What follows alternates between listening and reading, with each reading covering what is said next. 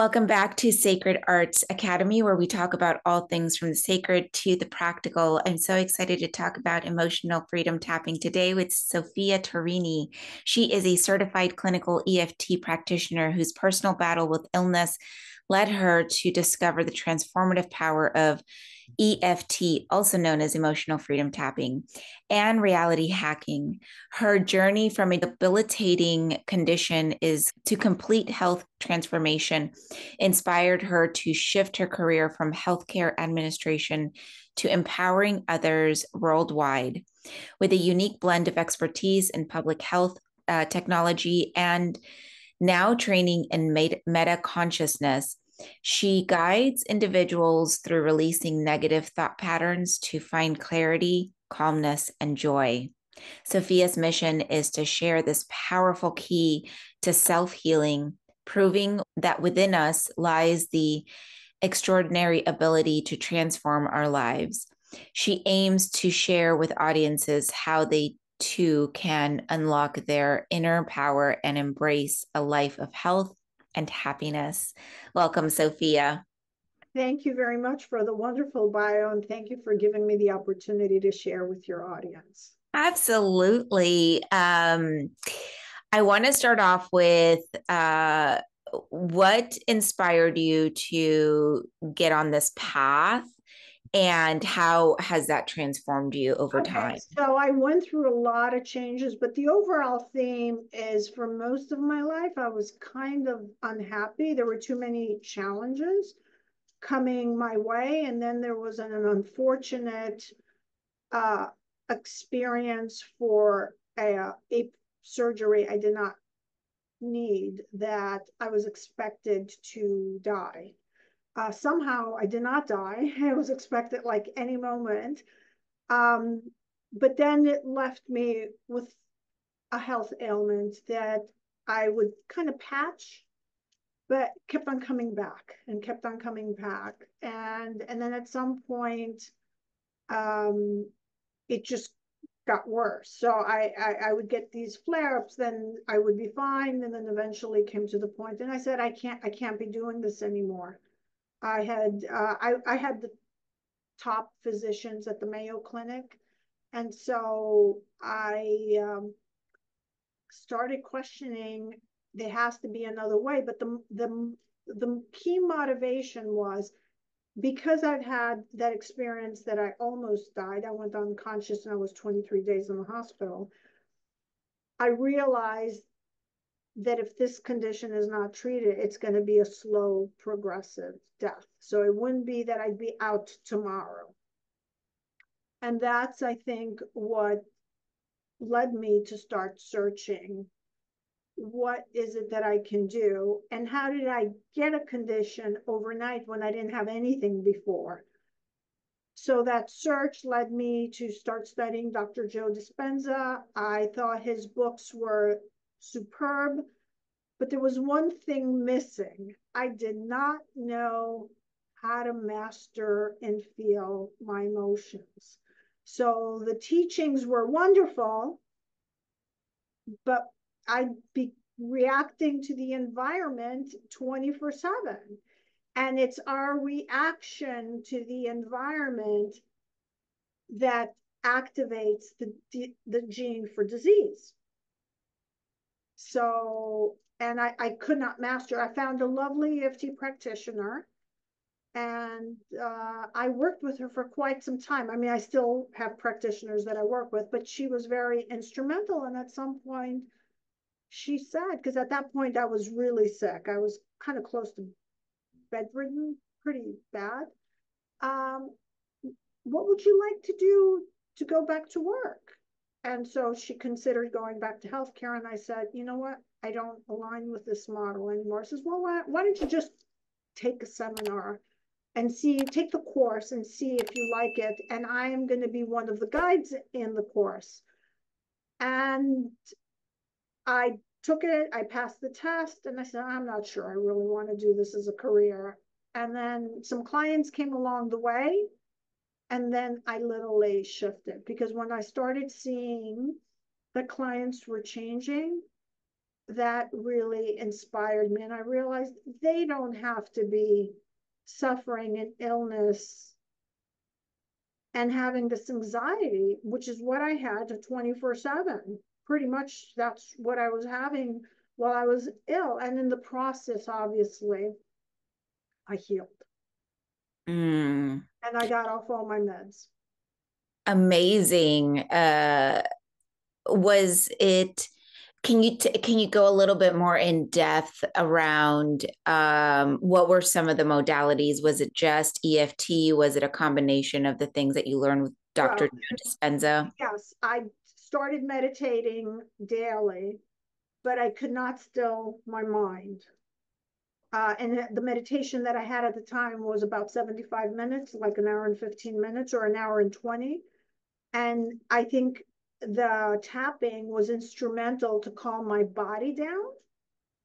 And the practitioner I had was trained in matrix reimprinting, which is almost the same as hacking reality. I just got trained from someone else who adds more stuff to it. And that's going back and reimprinting the negative memories or the traumatic memories that we had, because the memories are held between neurons in the brain, right? So eventually, if we remove the emotional charge by tapping, and then we replace that memory with a positive one over a period of time, you're pruning the old negative memory. And now you're creating a new memory for yourself, more empowering. But we can only do that once we've learned the lesson from the previous experience and the charge has gone. Because if I still feel victimized, then there's no way I could reimprint it. And that was very helpful. So those are the modalities that I do. And the practitioners I had were trained in meta consciousness, which is the biological aspect of disease. So let's take, for example, pneumonia. The first thought, the medical model says it's a bacterial infection, right? But in reality, pneumonia is being powerless, feeling attacked. You have no defense system and no one's there to help you. So once you clear that emotional charge, the body starts to heal. And all disease is a lowering of frequency. It's energy that got stored in the cells because the body's trying to release it, but it's keep on replaying it, but it's out of our awareness. I heard of a lovely story about a physician yesterday. I was literally shocked. He spoke about his daughter who had Crohn's disease, and she had resections and everything, and she grew up in a lovely home, and she wasn't healing. It was getting worse and it was getting worse. And then he's a physician and he was into psychology. He was determined to find out. The daughter had been molested at the age of 6, and she hadn't shared it because she felt embarrassed. And it happened not inside the family, outside, and they thought that it had a good match. Well, as soon as she healed that, she has no symptoms of Crohn's disease anymore. That's incredible. I really love hearing stories like that. Can you just explain to us what emotional freedom tapping is and how can you use it to address these emotional and physical issues? Okay, so it's a combination, it's an energy modality. It's a combination between cognitive therapy and acupuncture, because we're tapping on the body's meridians, right? So it's not acupuncture, it's acupuncture without the needles. So by acknowledging what it is that we're feeling, and by feeling it and by physically tapping, it regulates the body and it resets the amygdala to be able to release the emotion. And emotions hold limiting beliefs. So it's not the limiting beliefs that hold the emotion. Actually, one emotion holds tons of limiting beliefs. And the reason we have these limiting beliefs is because we weren't able to process them when we were growing up. it either didn't feel safe, or we weren't equipped, or we didn't know or were taught how to physically feel it inside the body. So that's where tapping comes in. So now the person is observing the energy and feeling, and it doesn't last very long. And then the energy either goes up, it goes down, however it's going to go. And now we don't have to replay that. And the body feels safe. When you're tapping, you cannot be chased by a tiger. You know, no one, if a tiger's right there, you're not going to sit and tap. So the physical act of tapping brings the body into the present moment to make it feel that it's safe. And the research indicates that it downregulates six genes of stress, one of them which is cortisol. So cortisol is what activates the alarm system in the body, which is the sympathetic nervous system, to be ready to fight, to hide, or to run. And if that's been turned on most of the time, for most people it has, the body cannot digest. Because if you are being chased by a tiger, all your blood is going to go to the extremities, your pupils are going to dilate, digestion is going to stop, because you have to use all of your resources to run away from the tiger. But when you have constant anger or constant fear replaying in the background, that has been switched on. So you literally are using all your resources against yourself because that alert has not been turned off. So EFT is very successful in that. And it also resets the hippocampus, where the traumatic memories are stored, because we have some techniques that we drain the charge. It's not that it didn't happen. Of course it happened. But the emotional charge to it is being drained. And that's what brings the person to feel more empowered. They realize they survived that experience. I am so proud to announce that we are launching another YouTube channel called Third Eye Wide Awake, a podcast about ghosts, cults, and deeper knowledge on spiritual stuff through storytelling. And I also find it that most of us that, have 9 to 5s and that have been conditioned in certain ways, we're constantly in fight or flight mode. And so having this tool in our tool bag can be obviously a game changer. Yes, and the key here is the person can learn how to do it by themselves. So they only need a practitioner to get going or to work traumatic memories. It's not recommended for traumatic memories to work by themselves, but then it's something they can do on a daily basis to self-regulate. And so you're not, like in therapy, you're not hooked to a person for the rest of your life. The other aspect that the research indicates is EFT works significantly faster, because we're only addressing, we mostly focus to release the emotion, where in therapy, we kind of tend to talk a lot. And what fires together, wires together. So if we keep on saying that same story, we're just putting it more and more in us. Our job is to drain it, to remove its power, and the emotion is what's going to drain it. And then, of course, to not talk about it. Once we resolved it, there's no need for us to talk about it. It's true. Yeah, very true. You had mentioned reality hacking. What exactly is reality hacking, and how does it tie into the work that you do with EFT? Okay, so hacking reality is a modality almost identical. It was to matrix reimprinting. I just got trained from someone else, so he couldn't use that term, but let's explain what it is. So when the person has a lot of trauma, that memory is not processed in the brain properly. Let's imagine it's a film strip and it's an image, and it's not time-stamped correctly, like in a movie reel, and it has lots of emotions.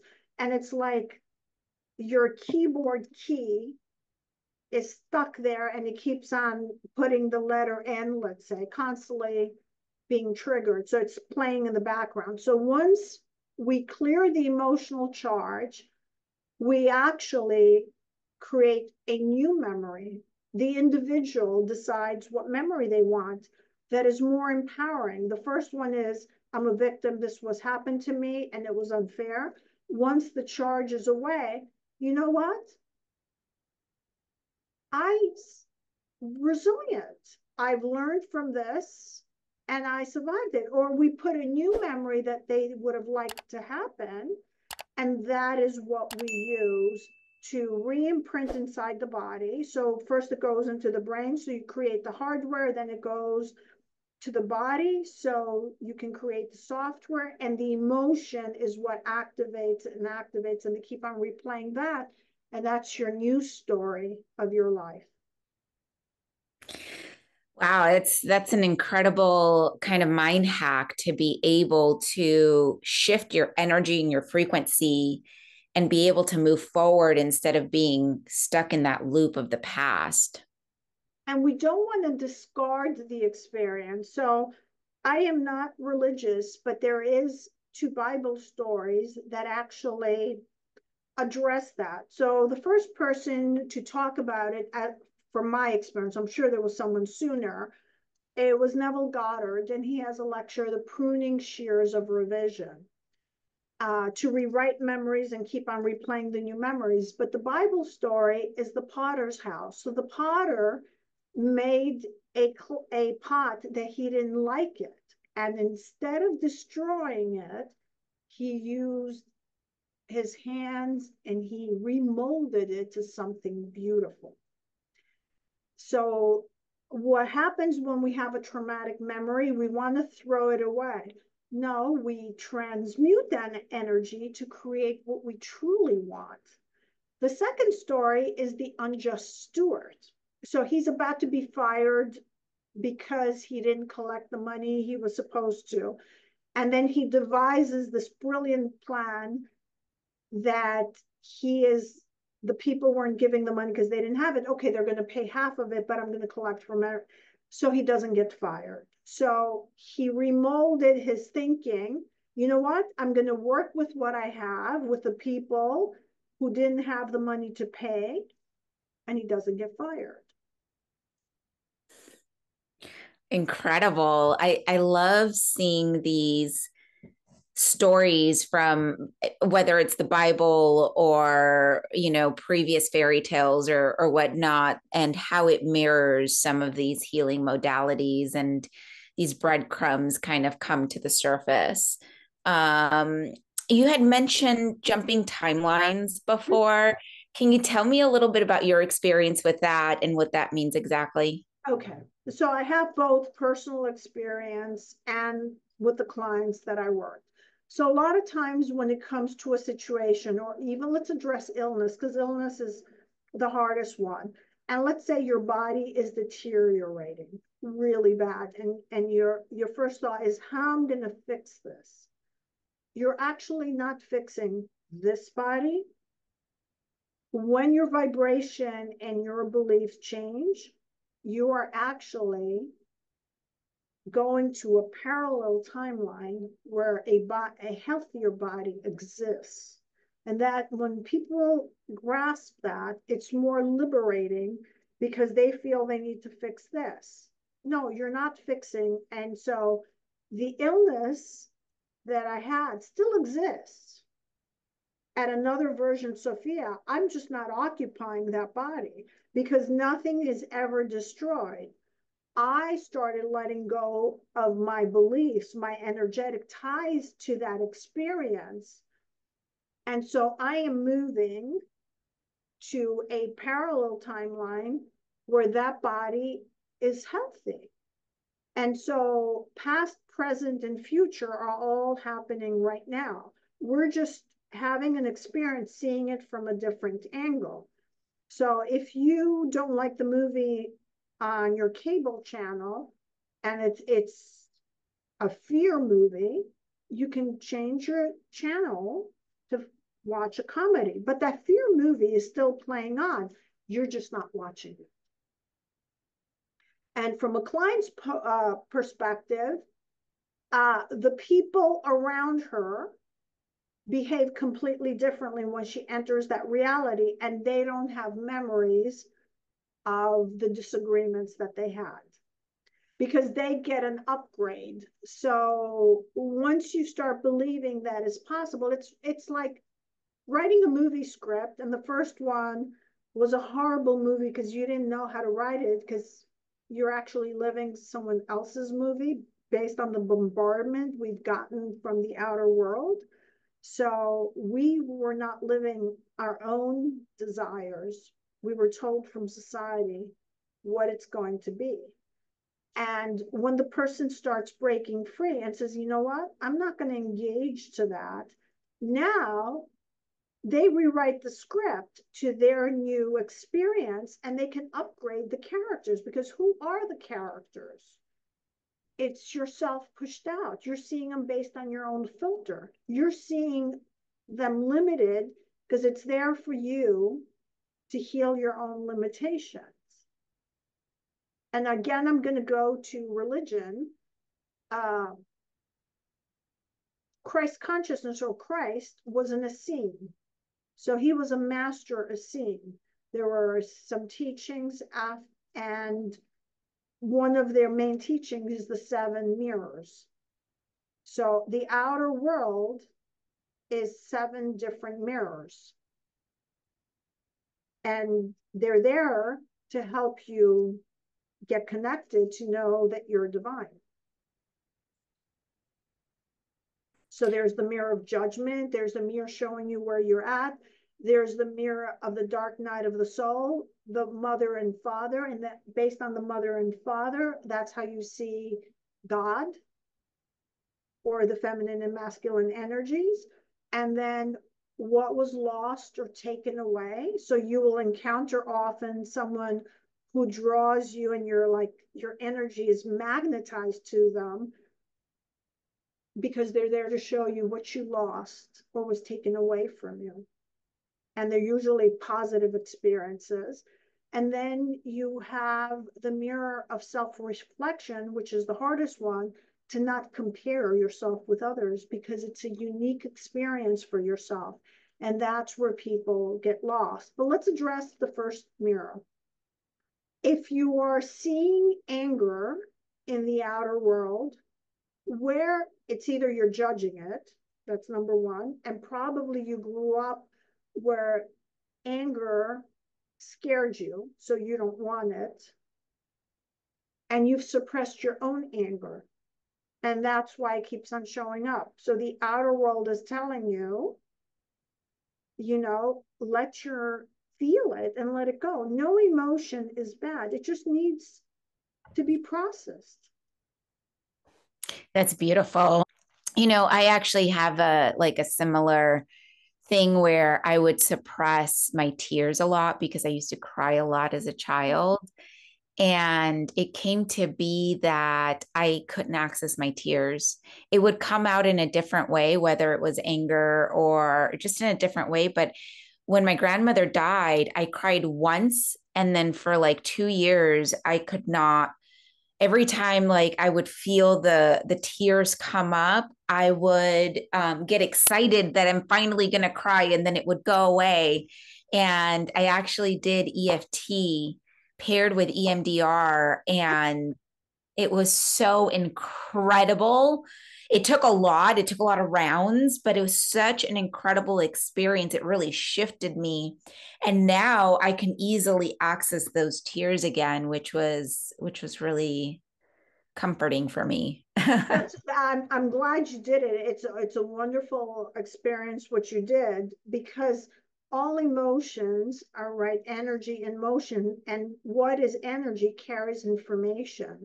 So all what the body wants to do is wants you to process, whether it's grief, to let it go. Now in the beginning, when these emotions start coming up, we feel they're going to be endless, or we're not going to survive. So if you grew up in an environment where there was a lot of physical violence or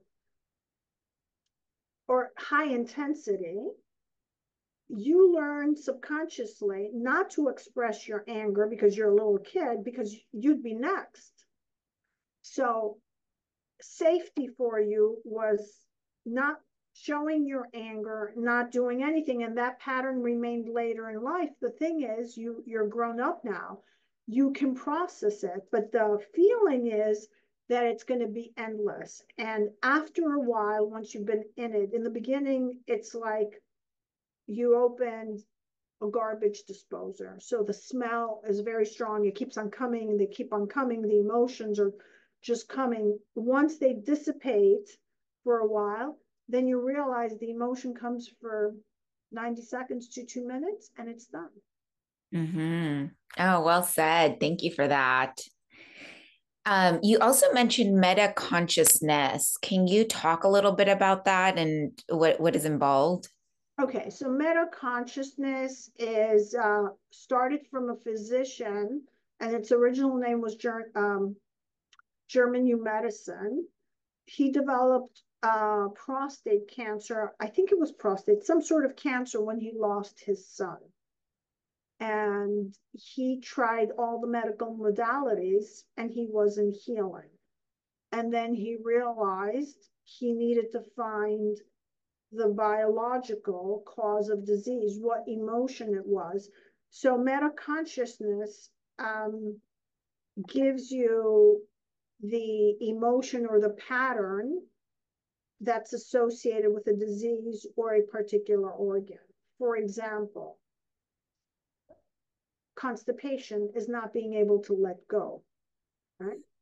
And if the pain is in the transverse colon, there's a lot of resentment there and a lot of anger, but it's usually tons, like a real deep rooted anger.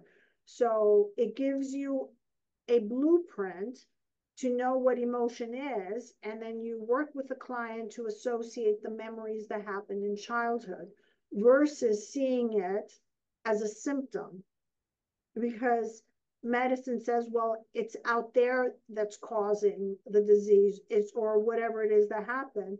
It's your reaction to the environment that is causing down regulating your disease. So if you don't know how to respond and release that anger, the body is going to get activated. So each body is mapped out, and it tells you also which part of the brain is affected. And so you use that and you release it. For example, if it's a knee foot issue on the right side is usually masculine, and there's a lot of pain, or you can't bend the knee, your question should be, what is what is holding you back and you feel not able to move forward in life, because the knee is about moving forward. And or where, with which person, because this is the masculine, which male person you can't move forward.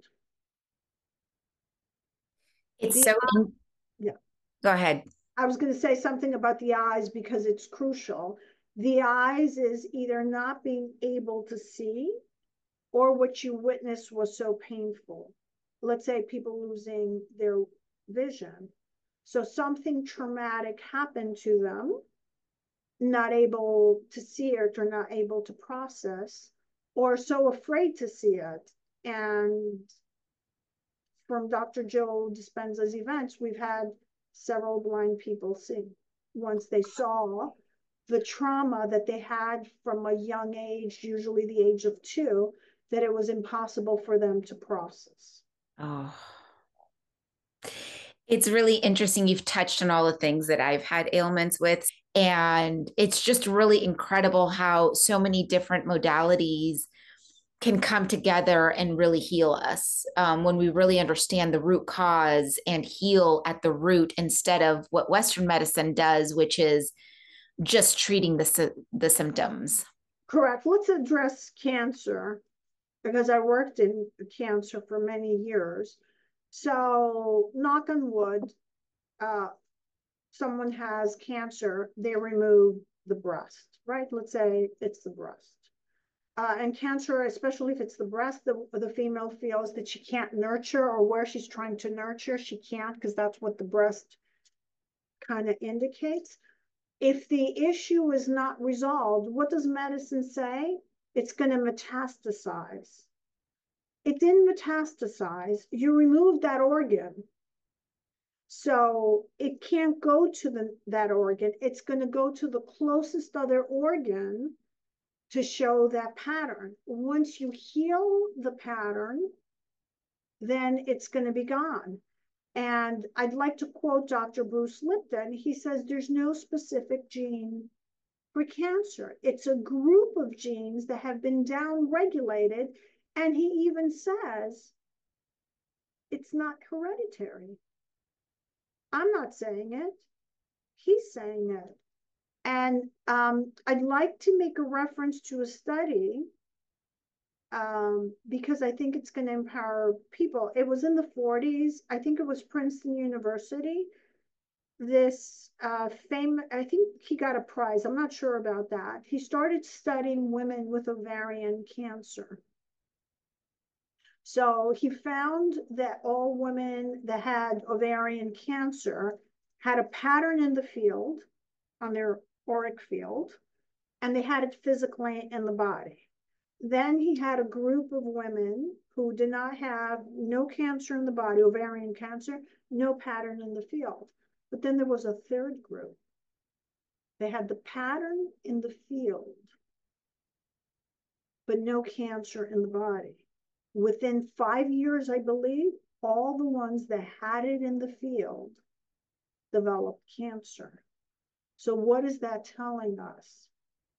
Our emotional blocks or whatever it is, if they're not addressed, they come down and they materialize in the body. Because what is the body? The body is a projection of the mind based on our thoughts, emotions, and deeds and our beliefs. So if we feel and believe we're going to get cancer because our parents had it, unfortunately, we're going to get cancer. Now you're programmed to get it. And if you keep on watching and videos how this person got this cancer and that cancer, it's a matter of time before you get it. And that is why it's very crucial.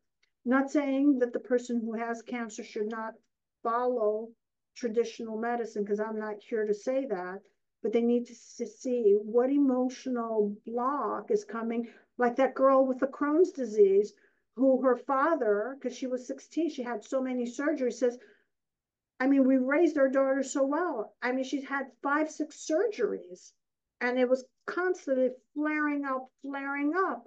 And she could not process. She was hiding.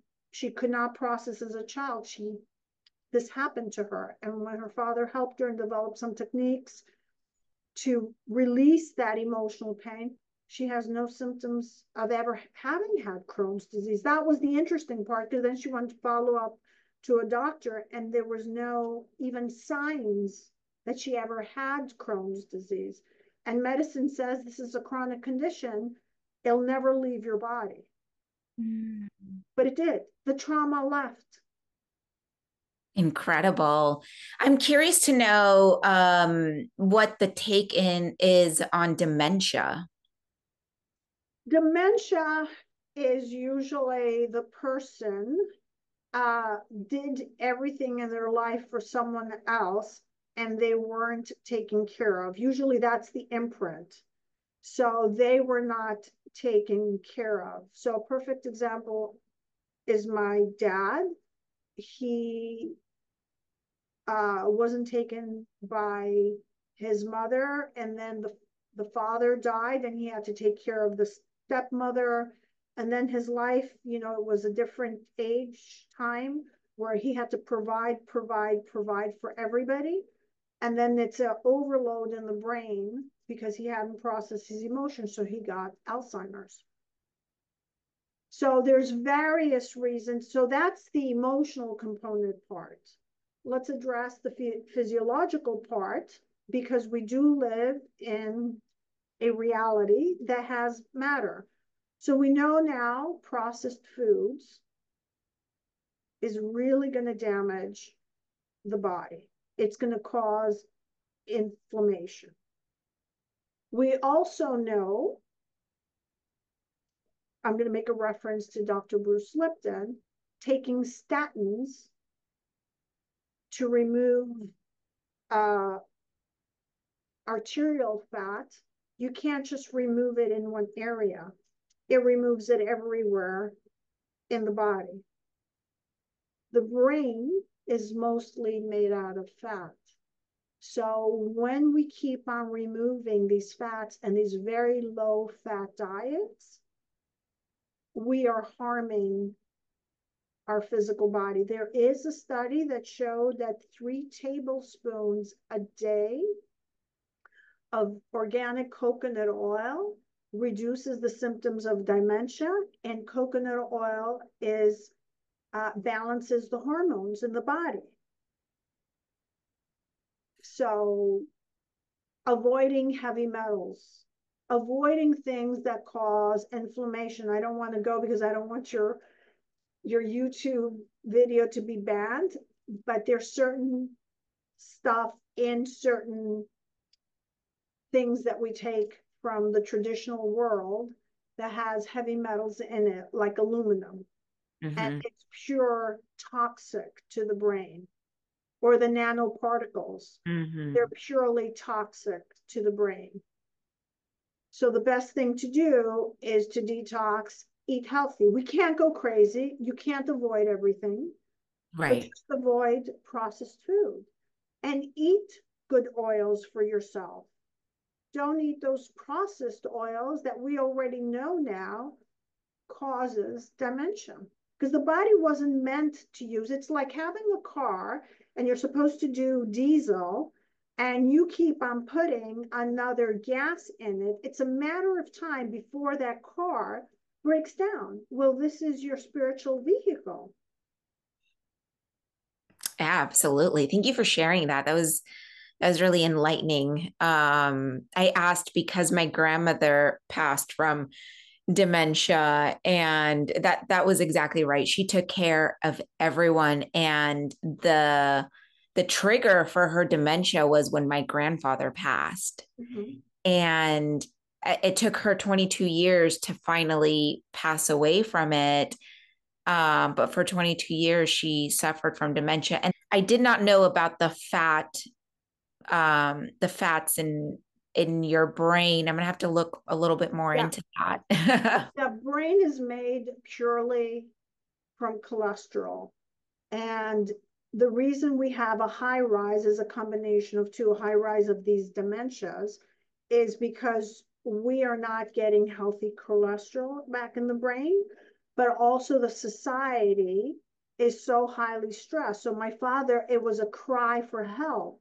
Someone, you need to take care of me. So what happens with Alzheimer's or dementia? They can't do anything for themselves. So someone else has to take care of them because they were taking care of everyone. The system got so overloaded, but cholesterol, healthy cholesterol is essential. And they have changed the standards for how much cholesterol you should have. They used to have them very low, but you have to go digging for it. You're not going to find it easy.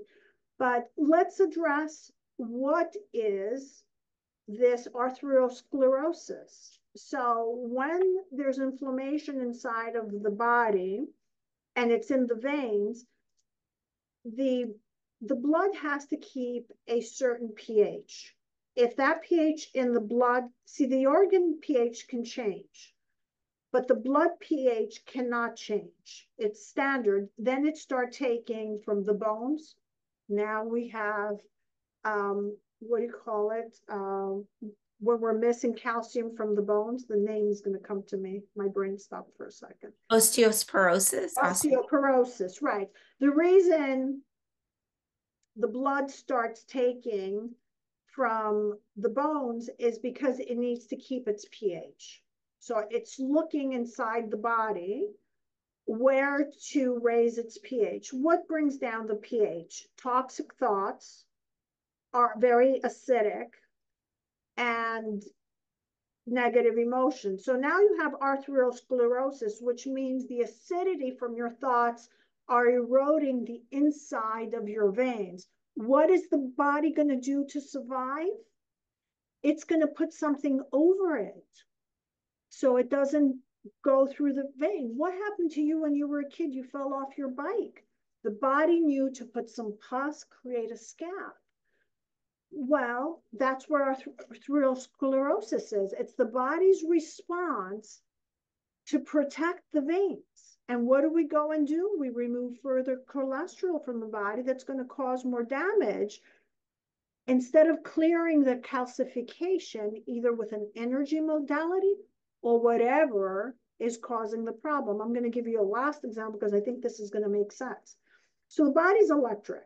When a person dies, the first thing to do to resuscitate him, we get 2 paddles, right? So we give them an electrical charge. I'm sure enough, you had a Walkman at some point in your life. Yeah. Do you remember the one? Okay. Yeah, I did.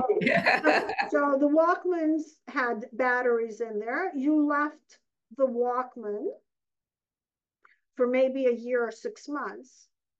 And all of a sudden you went to turn it on and it's not playing. You opened up to see the battery. The battery had leaked. It had, the fluid had come out. The same thing with the toxic thoughts inside the body. Mm-hmm. They acidified. And so now the body is not working well. The cells are not getting the correct voltage. And there's a certain voltage for us to be healthy. First of all, we're meant to be alkaline. And I believe, is it 0.7 to 1 that the electrical charge supposed to be between cells. If that drops, now you're starting to have disease. And then again, what is that? Low frequency emotions are acidic in the body. High frequency emotion are expanding and help the body heal. Incredible. Oh my goodness. I feel like I can ask so many other questions. I'm going to ask you one more question. In your experience, what are the most common obstacles people face when trying to break these negative thought patterns? And how do you help them overcome these? So, when it comes to health or in general, their reality is that the reality cannot change and the brain cannot change. So we know that the brain is neuroplastic. It's constant repetition and helping them feel safe to feel the emotion. And I do teach Dr. Joe Dispenza's course, Change Your Mind, Create Your Results, so they can understand how the thoughts are impacting the body. And then, of course, I use the other modalities to keep on re-imprinting so they can change. And for some people, it takes a long time, but some people it doesn't take a long time. It's how much they feel safe to feel the emotions, because no one came to earth wanting to be miserable, right? But these emotions, when they first came, it was the body's attempt, or I should say the mind's attempt, to keep you safe. And so we block these memories. And now we have to realize, or I guide the person to realize they have it and it is safe, and feeling that emotion is not going to be the end of your life, and keep on reinforcing that they can change the reality, because everybody can change their reality. Eventually, it's going to outpicture, the new reality is going to be outpictured in a positive way. And sometimes it takes long time, or sometimes takes shorter. And I am there to keep on reminding them by tracking when they have good progress. So I don't have my clients just do EFT. I have them keep a journal of their positive experiences. So whenever they manifested something positive, so one sentence, what did they do and how it was manifested? I ask them to keep a gratitude journal. And then the third separate journal, what are the repeating negative thought patterns, and take it further. So then what's going to happen? If I don't pass this exam, I won't go to medical school. And then what? And then what? And then you find 5 themes. I'm either going to die alone, miserable. I'm going to die. I'm going to reincarnate. I'm just going to be a failure. It's some sort of a limiting belief, and you trace those five and you work on them to clear them. Beautiful. Thank you so much for sharing that with us. For listeners that are curious to know more and work with you, how can they find you? They can come to my website, tapintourbestself.com. I offer a complimentary session to get some information. How can I help them if we're a good match? I have tons of resources on my website. They can join my newsletter. I write blogs about reality, and so they can get information there. And then I have various packages. And I also teach Dr. Joe's Dispenza's course if they want to go deeper, or if they can't go to one of his week-long retreats. So they can master the information and they can apply it in their own life. And it's an interactive program. So they do a lot of exercises, not a lecture. So there's a lot of hands-on. So they identify what the limitations are in their life. Beautiful. Yeah, I just saw he's having one in Texas on August 12th, the week of August 12th, which is really incredible. Well, I want to thank you so much for sharing your wisdom today. I really learned a lot. And for our listeners, if you enjoyed this conversation, please comment down below, like, and subscribe, and we will see you next week.